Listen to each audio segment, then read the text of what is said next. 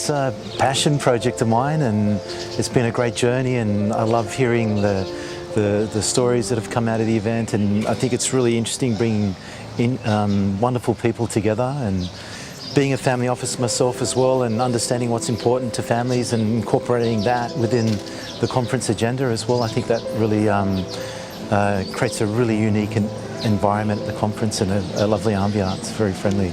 It's great to have the support of His Highness Sheikh Ahmed Al Maktoum as well, and the CEO to his private office as well, Muhammad Al Ali. And it's maybe reflective of perhaps what the families are looking to achieve, and coming across interesting investment opportunities that may not necessarily be able to come across otherwise. And a lot of the those types of investment opportunities that come to the conference have come from 1 or 2 degrees of separation from the different participants at the event. So all the Gulf in particular, the 6 GCC countries, which is Saudi, Bahrain, Qatar, United Arab Emirates, Kuwait, Oman, we are all very close. We meet each other, we work with each other. And you'll find these families, most of them share the same businesses. Most of the businesses in the world, and especially in the Gulf, 80% to maybe I say 90% of it is a family business. When you go and share your wealth with helping the needy people, bringing them to life, because our Prophet Muhammad, he said, you have to take care of your 7 neighbors on your left and 7 neighbors on your right. Another advice from my father, he said, money can buy anything for you tangible, which you can touch with hand, material.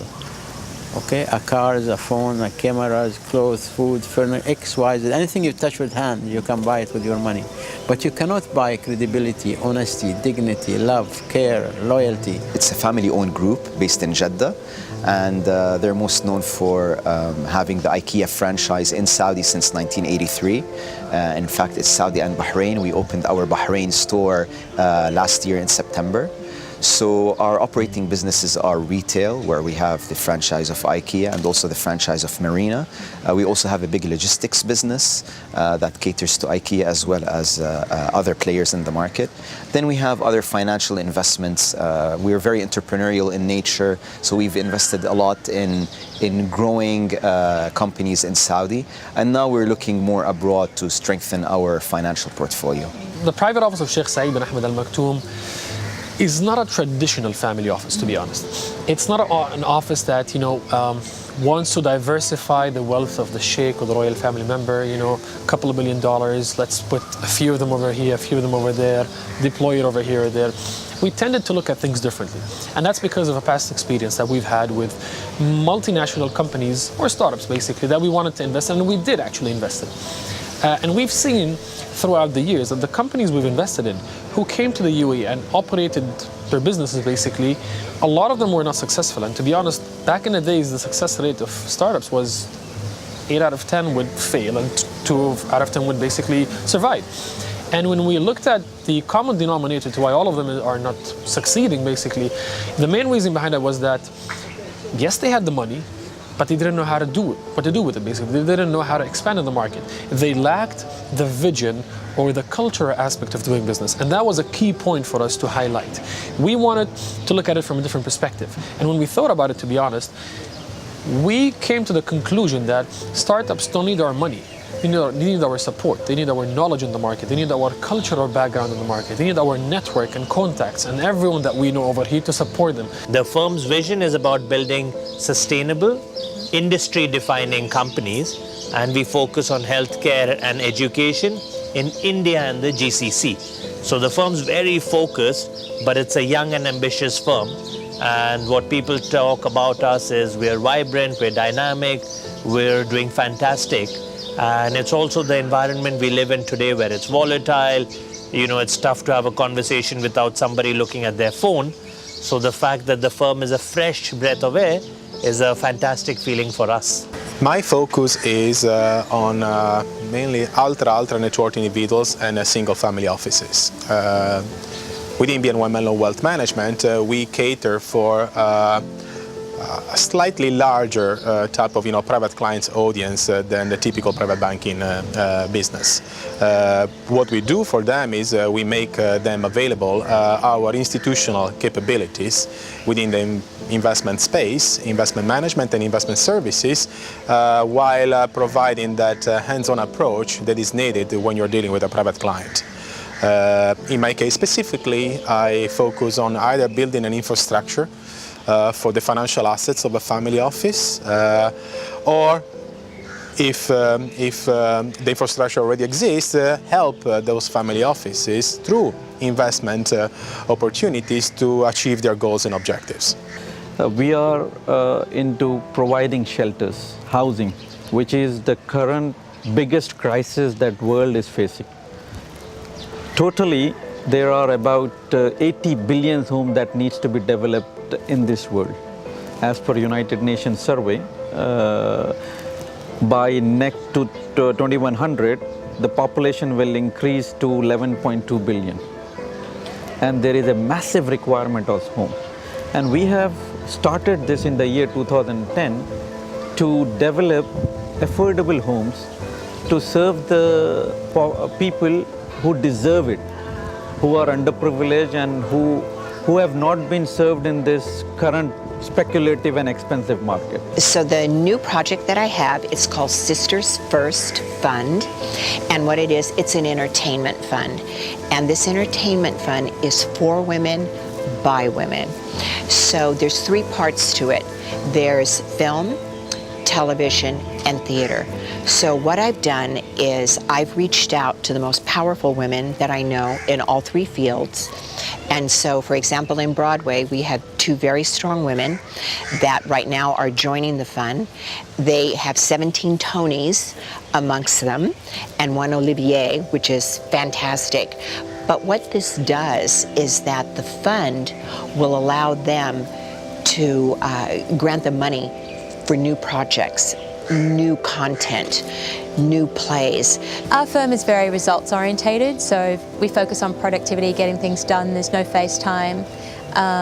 All the families I work with two families, one I'm CIO of and one I'm chairman of. And both of them like to have a positive impact on the world. They all like to do things that are good for society. They view the reason why you make money is so that you can help people and do good for the world. So even when we look at investments, it's partly through that lens as well, whereby we want to make, we wouldn't invest in tobacco, we wouldn't invest in alcohol, we wouldn't invest in things that could have a negative impact on society in general. So we try to look at things, and there's enough asset classes and enough investments that you can look at that you don't have to worry that you're hurting anyone. So that's kind of the framework through which you look at things, and then obviously we're trying to build wealth for the next generation and have outperformance and have alpha and have returns and have diversification and all those things that everyone else is trying to do too. I work for Kent Swig, which is the Swig family. That's the Fairmont Hotel chain heirs, third generation. Kent also owns Hemsley Spear, which he bought from the Harry Hemsley estate. And what else might they know? He's partners with the Zeckendorfs, and they own Brown Harris Stevens and Halstead, which are two large brokerage houses. A lot of real estate. He is very active in Israel Discount Bonds and in Israel Philanthropy. He lives in New York. The main bulk of the cousins are in San Francisco, so most people know the San Francisco Swigs. Their family owns the Grace Building in New York City, along with a lot of other real estate throughout the United States. Well, CPG Research and Advisory is an asset consulting firm. We've been around for 28 years. We're a boutique asset consulting firm, and we service institutional clients. We're the largest asset consulting firm to local government councils in Australia. We also advise on a major multifamily office. One of our directors has been appointed by the World Bank for the Sri Lankan Employee Provident Fund as well at the same time. So we do it on various levels of government. Shall I say the CEO has been appointed by the World Bank, and we're very different. I think what we focus on is alpha generation. We look at a variety of asset classes. We've had a very successful track record in what we do. I launched a very ambitious name and project called the International Blockchain Monetary Reserve, which I envision to one day be the kind of independent IMF of crypto or digital currencies worldwide. And our first market is Southeast Asia, and we're targeting the failing emerging markets there. And it's really a financial inclusion what we're looking at. And so what I hope to do over the next, over the next 40 years, we have a 40-year monetary plan, is to launch the largest micro-asset network in Southeast Asia, essentially allowing the urban working poor in Southeast Asia to be able to be part of a decentralized information network to report on government corruption, infrastructure that's lacking, problems in the community, because those people who are living day to day, they don't have any political or legal voice. It's more than being unbanked. It's more a matter of not having almost any rights at all. I think our mantra is to invest with integrity. So we like to look at high quality companies. We invest with what we think are some of the best investors globally, because we co-invest. We don't always go into an investment on our own. We like to think we're building a reputation for high quality transaction management. So a deal may take us 3, 4, 5 months to complete. And inside of that, there's a lot of complex legal work. We look at intellectual property, we do background checks on management, and we also get very deep into the technology and the science of the company that we're investing in. And we try and do that in as high a quality way as possible. And as a result, we think we do high quality deals, the best deals we can find. And if people co-invest with us, we like to think that they respect us for doing that piece of work. So we often lead the deal, and we bring other investors into that transaction. At Chain Fund Capital, we like to stay agile. So that means we're very nimble and we're able to adapt to a changing global economy. So we always like to stay at the cutting edge, and we're really backing the entrepreneurs that can build recession-proof businesses. We try to stay available 24/7 for our LPs, covering both Asia, the US, and the Middle East. And for our LPs, we're on instant message with them. This company, Phunware, the name actually means applications that exhibit game-like mechanics and behavior. So we set it up because we realized that it was going to be exciting to do mobile. We thought there were 5 billion feature phones, they would all go away. So we had the small ambition to say, what if we could reach every human being on the planet that had a device touching a network through their favorite applications on mobile. We recently went public on NASDAQ. So we raised about $100 million privately, went from 0 to several hundred people. And now we, much like you would think about Amazon AWS or Google Cloud as a platform, what we do is provide infrastructure, software, and data to the Fortune 1000 customer sets on all their mobile initiatives. We're an emerging technology accelerator, so we focus on what we refer to as the intelligence revolution, where we're looking at robotics, quantum computing, AI, blockchain, sensors, and more, and how they're going to dictate the next 2 decades of everything we do. So we've been pioneers in this area of impact investing, but doing it with a profit-first approach.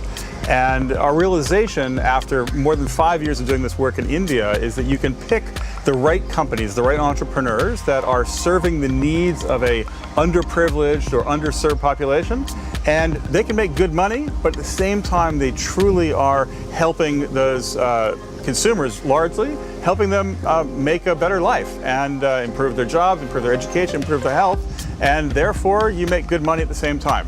In India, we've actually touched the lives of more than 2.5 million people in under 5 years with this work. Globally, we expect to touch the lives of more than 8 million people with our funds all around the world over the next few years. So today, I work as an advisor to them, being located between the East and West, and I guess being a balance between East and West, where I am obviously from the Middle East, but I've worked and lived in the UK for most of my life. And today I help them with next-gen advice, particularly women who are in the Middle East as well, who come from very prominent and wealthy families, who are transitioning from education and how to allocate the family's wealth next. So I guess I just sort of give them advice and some guidance on where to go, on which areas are of interest or what the current trends are and where families are investing and where we would co-invest alongside them. My ancestors come from Saudi Arabia, and our family, Ansari family, is the oldest family in history. It's 1400 years old. From Medina, we were the first supporters of Islam and Prophet, peace be upon him, we are also mentioned in Quran.